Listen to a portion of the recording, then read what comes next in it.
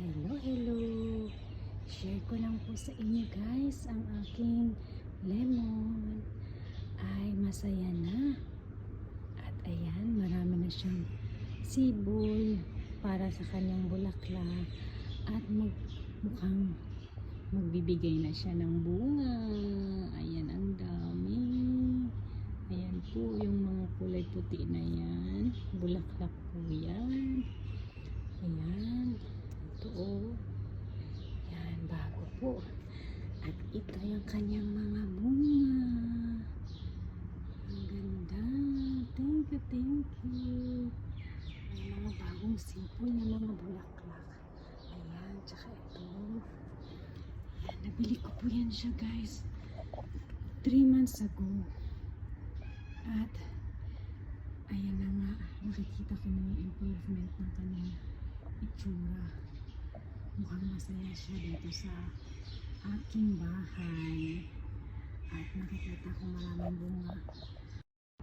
Sinaksakan ko ng maraming balat yung kanyang puno at nilagyan ko ng lupa.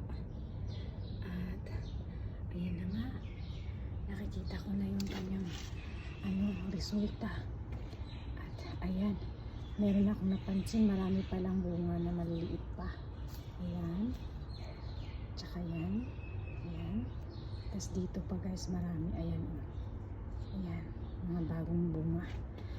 So, ayan pa. Marami pang bunga na bagong sibol. Kaya ito. Ayan pa. O diba? Hindi tayo bibili ng lemon guys. May pa isa-isa na tayong may pa isa-isa na ditong mamumunga tuwing umaga or pagkakain kailangan ng lemon. Kukuha lang tayo ng isa at sapat na. O diba? Ang saya-saya. Thank you. At I'm so happy nakita ko yung kanyang resulta. Effective yung ating mga tambak-tambak guys. Mga natural fertilizer lang yan na compost yung galing sa balat-balat ng mga prutas at gulay sa kusina. Ayan. Diba guys? Thank you so much sa panonood. Tobiyag. Sana ay huwag mabuyagan. Salamat sa panonood. See you in my next video.